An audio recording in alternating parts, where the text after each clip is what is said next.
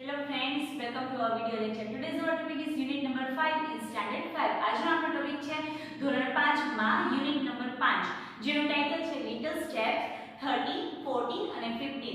જે આપણે ઘણા લિટલ સ્ટેપ્સ જોઈ ગયા, હવે એમાં થોડું આગળ યુનિટ નંબર 5 જે છે એમાં આપણે શીખવાનું છે. તો તમારી સ્વાધ્યાય પોથીમાં યુનિટ નંબર 5 છે જેની શરૂઆત થઈ છે રાઇમ થી, એક સરસ મજાની કવિતાથી.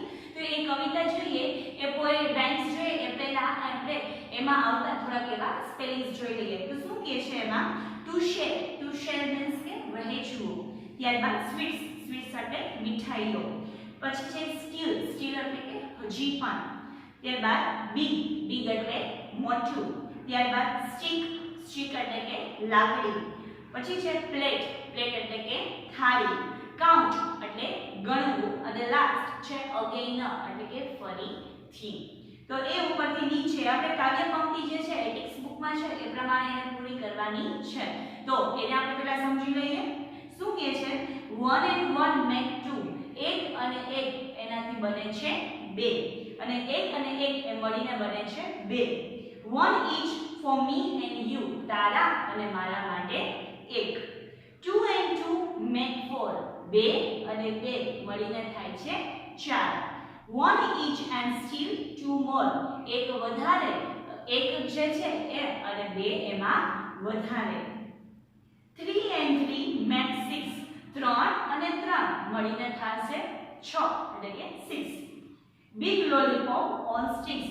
મોટી એવી લોલીપોપ, મોટી એવી જે ચોકલેટ આવે છે તે શેના ઉપર છે? તો કે સ્ટિક એટલે કે એક સળી ઉપર છે, એક લાકડી ઉપર છે. 4 and 4 make 8. 4 અને 4 મળીને થાય છે 8. Jalebis and burfis on the plate. Jalebi અને બરફી એ જે મીઠાઈઓ છે એ ક્યાં છે? તો કે on the plate એટલે કે પ્લેટમાં છે, એક ડીશમાં છે. 5 and 5 make 10. 5 અને 5 મળીને થશે 10. Let's count them all again. તો ચાલો આ બધાને આપણે ફરીથી કાઉન્ટ કરીએ, બધાને ફરીથી ગણીએ. તો આવી જે સરસ મજાની રાઇમ છે કે જેનાથી આપણને જે છે કાઉન્ટિંગ કરતા આપણને શીખવાડે છે. આપણને આવડે જ છે પણ છતાંય જે છે એ રાઇમિંગમાં કવિતાથી આપણને કેવી રીતે કાઉન્ટિંગ કરવું એ આપણને સરસ મજાનું શીખવાડ્યું. પછી જે આગળ છે લેટ્સ લર્ન, એમાં 1 to 20 તમને સ્પેલિંગ્સ આપેલા છે. એ સ્પેલિંગ્સ તમારે તમારી રફ બુકમાં નોટ ડાઉન કરવાના છે. આવડે છે છતાં પણ આપણે સ્પેલિંગમાં ઘણી એવી મિસ્ટેક કરી છે. તો આ જે 1 થી 20 નંબરના જે સ્પેલિંગ્સ છે એ તમારે રફ નોટમાં as a homework note down કરવાના રહેશે. ત્યારબાદની એક્ટિવિટી જે છે એ ક્વેશ્ચન નંબર 2 છે. એમાં તમને જે નંબર આપેલા છે એ નંબરના સ્પેલિંગ્સ તમારે લખવાના છે. તો એ પણ તમારે જાતે કરવાનું રહેશે. આગળ વધતા જે છે એક્ટિવિટી નંબર 2 જે સ્ટોરી છે એ સ્ટોરીમાં the class goes for a picnic, કે એક વર્ગ જે છે એ પ્રવાસ માટે જાય છે. તો એક ક્લાસ જે છે એ પ્રવાસ માટે જાય છે અને શું થાય છે, એની સાથે શું બને છે એની એક સરસ મજાની નાની એવી સ્ટોરી છે. તો એ આપણે જોવાની છે. તો એ જોઈ લઈએ એ પહેલા થોડાક એના જે ગ્લોસરી છે એ જોઈ લઈએ. ફર્સ્ટ છે ક્લાસ. ક્લાસ એટલે વર્ગ. પિકનિક એટલે કે સહેલ કરવું, પ્રવાસ કરવો. પ્લીઝ મહેરબાની કરીને. ટીચર એટલે કે શિક્ષક. લેટ્સ એટલે કે ચાલો. ચિલ્ડ્રન એટલે કે બાળકો. 5 એટલે 5. 2 ડિસાઇડ એટલે કે નિર્ણય કરવો. ત્યારબાદ છે સ્પોર્ટ એટલે કે સ્થળ. સ્પોર્ટ્સ નથી, સ્પોર્ટ્સ એટલે કે રમત થાય છે પરંતુ સ્પોર્ટ છે. સ્પોર્ટ મીન્સ સ્થળ. આગળ જોતા ડોર એટલે કે બારણું. ઓપન ખુલ્લું અથવા તો ઉઘાડું. ટુ એન્ટર એટલે પ્રવેશ કરવો. વેરી એટલે ખૂબ જ. ડર્ટી એટલે કે ગંદુ. હાઉસ એટલે કે ઘર. ઇનસાઇડ એટલે કે અંદરની બાજુ. ટુ શાઉટ બૂમ પાડવી. ત્યારબાદ ટુ સ્ટે એટલે કે રોકાવું. ટુ ટ્રેક એટલે કે લેવું. ટુ વેન્ટ એટલે કે જવું અથવા તો ગયા. વેન્ટ જે છે એમાં એક વાત યાદ રાખવાની છે. વેન્ટ એ પ્રોપર વર્ડ નથી. એ જે છે એ ગો નામનું આપણું વર્બ છે. ગો નામનું ક્રિયાપદ જે છે એનો એ ભૂતકાળનો રૂપ થાય છે. એટલે શું થશે? ગયું નહીં પરંતુ ગયા. જંગલ એટલે જંગલ 1. ટુ ગેટ ડાઉન એટલે કે નીચે ઉતરવું. ટુ સ્ટાર્ટ એટલે કે શરૂ કરવું. ટુ વોક એટલે કે કે ચાલવું, towards એટલે કે ની તરફ, suddenly અચાનક, raining વરસાદ વરસવો, show એટલે કે જોયું. શો જે છે એ પણ તેનું ભૂતકાળનું રૂપ છે તો કે see, see એટલે કે જોવું, એનું ભૂતકાળનું રૂપ છે શો. ત્યારબાદ છે બિલ્ડિંગ, બિલ્ડિંગ એટલે કે મકાન, ઇમારત. in front of એટલે કે ની સામે. રેન, રેન એટલે કે દોડવું, એનું મૂળ રૂપ થાય છે રન, રન એટલે કે દોડવું, એમનું ભૂતકાળનું રૂપ થાય છે રેન. ટાઈમ, ટાઈમ એટલે કે સમય. ટુ થિંક એટલે વિચારવું, ટુ ક્લીન એટલે કે સાફ કરવું, કિચન એટલે રસોડું, બિગ એટલે મોટું, રૂમ એટલે ઓરડો, ટુ સ્લીપ એટલે કે વાળવું, ફ્લોર એટલે કે ભોંયતળિયું, સ્વેટ એટલે કે વાળવું, એનું ભૂતકાળનું રૂપ થાય છે તો કે સ્વીપર, સ્વીપ એટલે કે વાળવું, એનું ભૂતકાળનું રૂપ થાય છે સ્વેપ એટલે એને વાળ્યું એટલે આપણે કહી શકાય. તો આમાં વચ્ચે આપણે સ્પેલિંગ ગ્લોસરી જોતા જોતા 2 થી 3 વર્ડ જે છે એ ભૂતકાળના રૂપ, એનું વર્બ જે છે V2 કેવી રીતે થાય, કોઈ પણ વર્બ છે એનું પાસ્ટ ફોર્મ શું થાય એ પણ આપણે સાથે જોયું. તો આ પણ ધ્યાનમાં રાખજો જેથી કરીને ક્યારે પણ આપણે ભૂતકાળની બ્લેન્ક્સ પૂરતા હોય, મીન્સ કે પાસ્ટ ટેન્સ ને તમને ફિલિંગ ધ બ્લેન્ક્સ આપે તો તમે ઈઝીલી એને ફિલ અપ કરી શકો. તો ભૂતકાળના જે રૂપ છે એને ધ્યાનમાં લેજો. સાથે સાથે ગ્લોસરી જે છે એ તમારે નોટ ડાઉન કરવાની છે કે માત્ર કે CW માં. તો હોમવર્ક જે છે એ સાથે સાથે યાદ રાખતા જાજો. આગળનું જે 1 to 20 નંબર્સ જે છે એના સ્પેલિંગ, ઉચ્ચાર, અર્થ રફ નોટમાં લખવાના છે. આ જે ગ્લોસરી છે એ ગ્લોસરી તમારે યુનિટ નંબર 5 તરીકે તમારે CW માં નોટ ડાઉન કરવાની રહેશે. ત્યારબાદ હવે આપણે એ જે સ્ટોરી છે એ જોઈ લઈએ. સ્ટોરીનું ટાઇટલ આપણે કીધું છે the class goes for a picnic. વર્ગ જે છે એ પ્રવાસ માટે જાય છે. Let's go for a picnic. ચાલો સહેર કરવા માટે, ચાલો પ્રવાસ કરવા માટે જઈએ, ફરવા માટે જઈએ. Yes we went to go for a picnic. હા આપણે ફરવા માટે જઈએ. Can we go for a picnic please.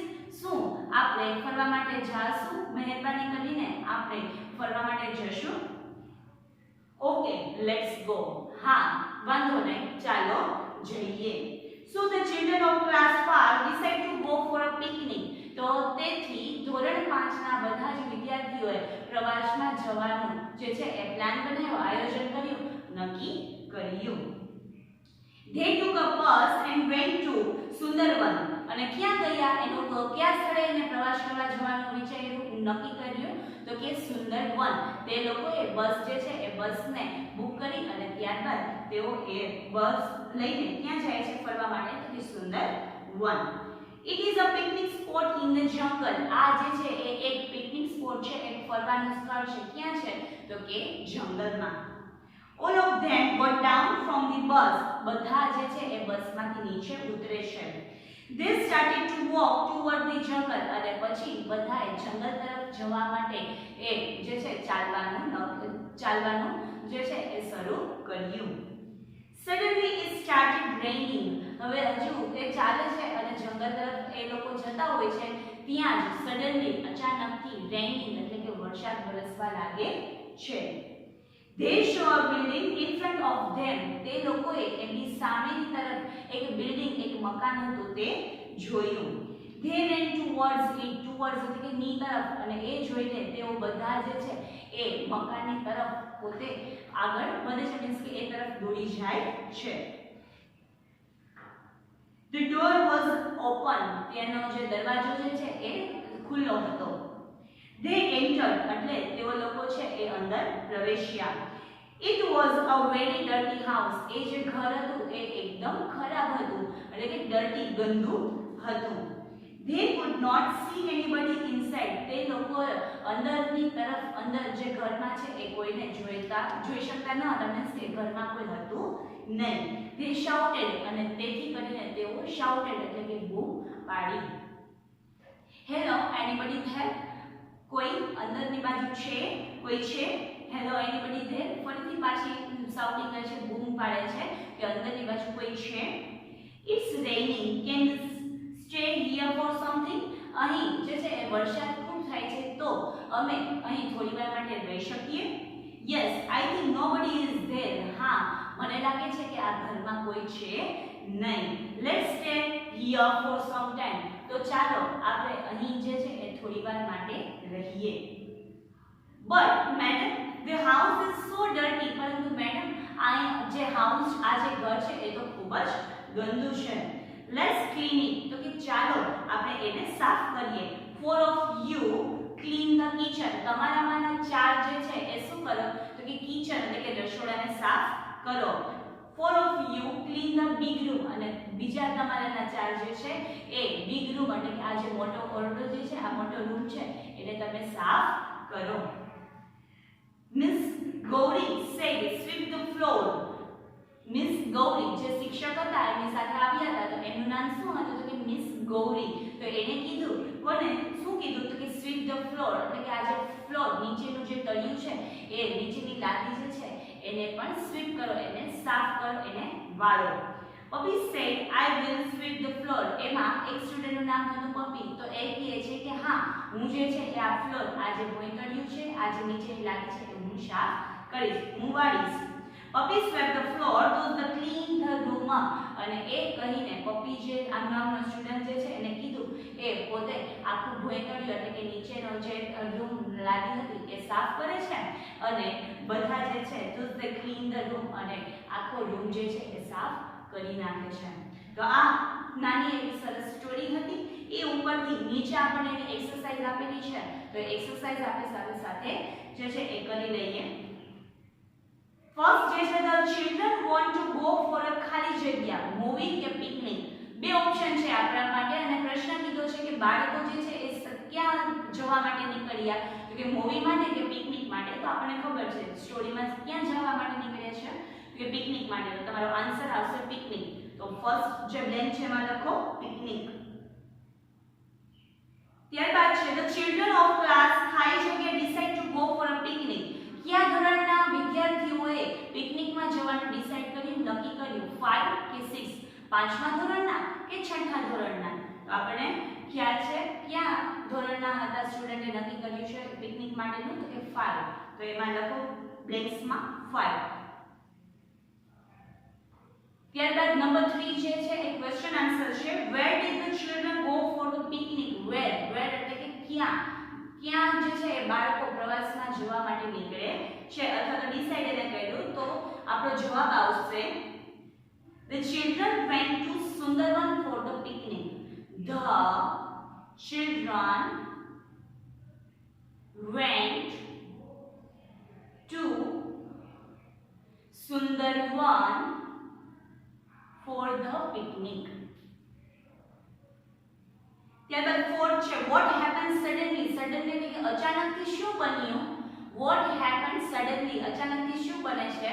તો વાર્તામાં આપણી સ્ટોરીમાં કીધા એ મુજબ અચાનકથી વરસાદ આવે છે.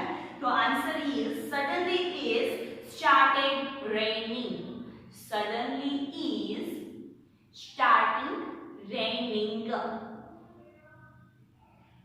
starting નહીં started. suddenly is started raining.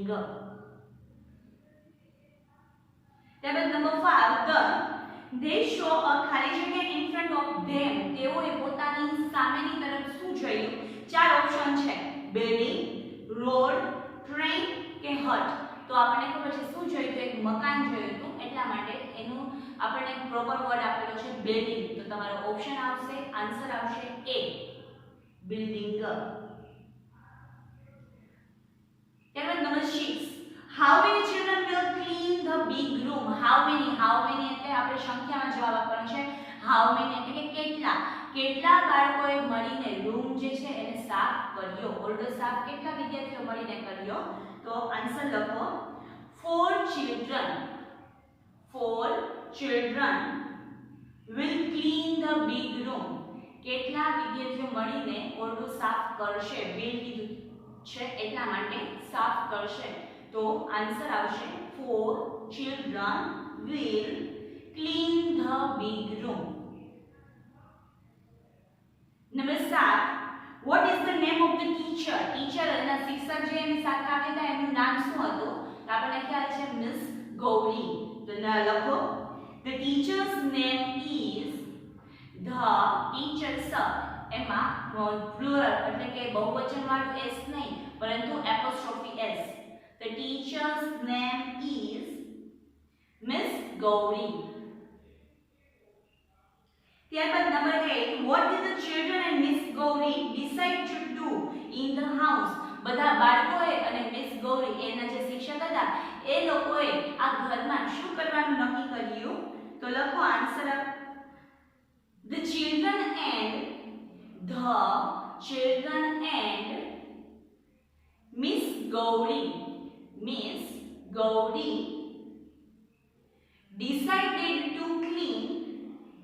decided to clean the house.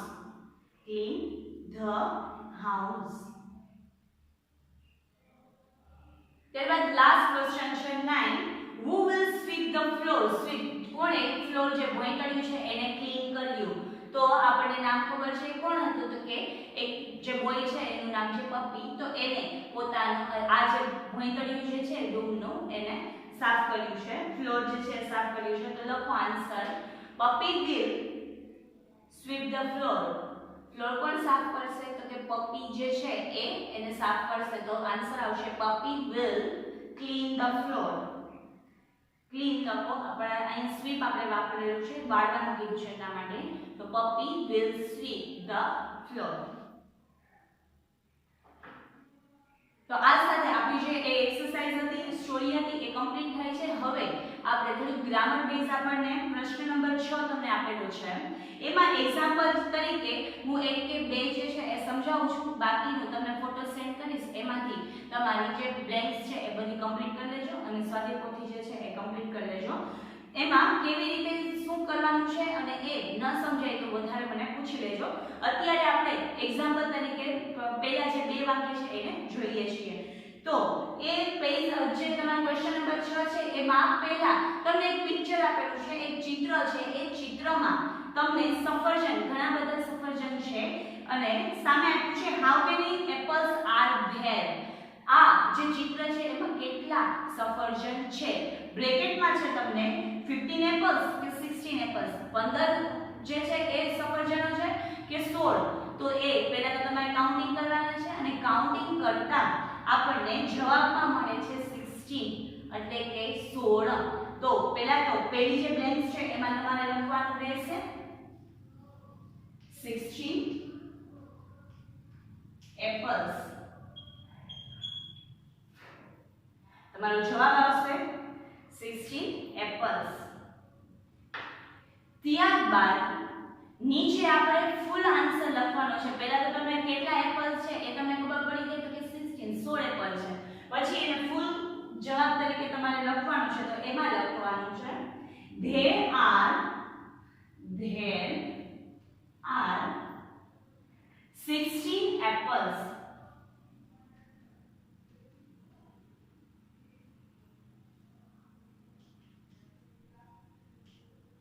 There are 16 apples.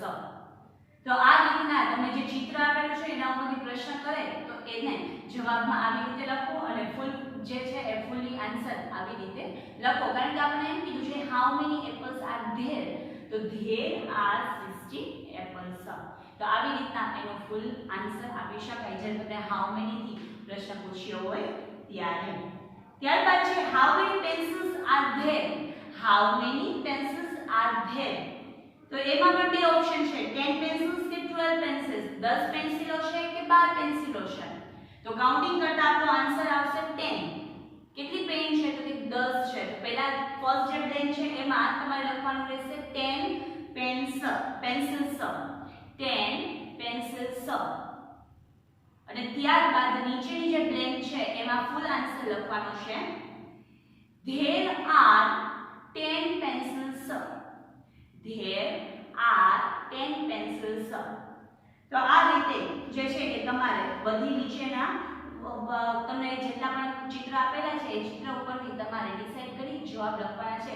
Easy છે પણ છતાં પણ હું એના ફોટોસ મોકલીશ જેથી કરીને તમે લખી નાખજો, પેન્સિલથી લખજો અને ફોટો મોકલું પછી એમાંથી તમે ટેલી કરી લેજો કે સાચું છે કે ખોટું. અને જ્યાં ક્યાંય ફોલ્ટ હોય તો એ તમે ફરીથી લખી નાખજો. અને છતાં પણ ન સમજાય કે આ આન્સર કેવી રીતે આવે તો એક પેલી મને પૂછીને સોલ્વ કરી નાખજો. તો આ જે હતું એ હાઉ મેની થી તમને જે પ્રશ્ન પૂછવામાં આવે કે કેવી રીતે આવે એ તમને સાથે સાથે ગ્રામર ટોપિક જે છે એ આમાં આપણે સાથે લઈ લીધો. હાઉ મેની ને how much as a grammar topic આપણે જોઈ લીધો છે, જેથી કરીને તમને આ વસ્તુ કરતા આ જે એક્સરસાઇઝ છે કરતા તમને ડિફિકલ્ટ થશે નહીં. એટલે છતાં પણ કોઈ હોય તો પૂછી લેજો. આગળ જે છે એમાં છે rhyme day of the week. એક નાની એવી તમને રાઇમ ફરીથી એક પોએમ છે અને એમાં તમને તેના વિશેની વાત કરેલી છે. તો કે ડે ઓફ ધ વીક એટલે કે વીકના અઠવાડિયાના જે દિવસો હોય એના માટે. તો એના આપણે પહેલા ગ્લોસરી એના મીનિંગ્સ જોઈ લઈએ. તો એમાં છે ટુ શેર, શેર એટલે કે વહેંચવું, ફન મજા આનંદ, ટુ પ્લે એટલે કે રમવું, ન્યૂ એટલે કે નવું, ગેમ એટલે કે રમત, માર્બલ એટલે કે લખોટી, લેટ્સ લેટ્સ એટલે કે સીડી. ત્યારબાદ છે હોપિંગ, હોપિંગ એટલે કે લંગડી, ટીપકેટ, ટીપકેટ મીન્સ કે દાંડિયો. એક રમતનું જે છે એ નામ છે એટલા માટે એને ઈ રમતને કહેવાય છે ટીપકેટ. સ્કીપિંગ એટલે કે દોરડા કૂદ કરવા, વિથ અસ મીન્સ કે અમારી સાથે, અને હેવ ફન એવરી ડે એટલે કે રોજ મજા કરો. હેવ ફન એવરી ડે એટલે કે રોજ મજા કરો. તો આ જે હતા એ એના મીનિંગ્સ હતા. સાથે સાથે આપણને ડે ઓફ ધ વીક એટલે કે આખા અઠવાડિયાના નામ આપેલા છે. તો એક સાથે એકવાર આપણે જોઈ લઈએ. સન્ડે એટલે રવિવાર, મંડે એટલે કે સોમવાર, ટ્યુઝડે એટલે કે મંગળવાર, વેનસડે એટલે કે બુધવાર, થર્સડે એટલે ગુરુવાર, ફ્રાઈડે એટલે કે શુક્રવાર, અને લાસ્ટ સેટરડે એટલે કે શનિવાર. તો આ જે છે એ આપણા મીનિંગ હતા. એ ડેઝ ના નામ હતા, મીનિંગ જોઈ લીધા, ડેઝ ના નામ જોઈ લીધા. એ ઉપરથી તમારે એક ખાલી જગ્યા છે કે જેમાં ડેઝ ના નામ છે એમાં વચ્ચે જે અક્ષર ખૂટે છે એ તમારે ફિલઅપ કરવાનો છે. અને લાસ્ટ ક્વેશ્ચન નંબર 8 જે છે એમાં તમને જે સેન્ટેન્સ આપેલા છે એ સેન્ટેન્સને તમારે સારા અક્ષરે એમાં લખવાના છે. તો આ સાથે આપણો યુનિટ નંબર 5 જે છે એ સ્વાધ્યાય પોથીમાં કમ્પ્લીટ થાય છે. અને સાથે સાથે આપણે યુનિટ નંબર 1 2 3 4 5 એ આખું જે છે એ કમ્પ્લીટ થઈ જાય છે. પછી જે લેટ્સ મોર છે એમાં વધારે પડતા યુનિટમાં એમાં બીજા જે યુનિટ છે એ આપણે નેક્સ્ટ વિડિયોમાં જોઈશું. અહીંયા સુધી રાખીએ. યુનિટ નંબર 5 જે છે એ કમ્પ્લીટ થઈ છે. આખા યુનિટમાં કોઈ ક્વેરી હોય તો એ તમે પૂછી લેજો. જે હોમવર્ક આપ્યું છે એ હોમવર્ક કરીને ફોટોઝ મને અને તમારા ક્લાસ ટીચરને સેન્ડ કરી દેજો. તો નેક્સ્ટ વિડિયોમાં ન્યૂ યુનિટ સાથે મળીએ. ત્યાં સુધી bye bye. Thank you and take care.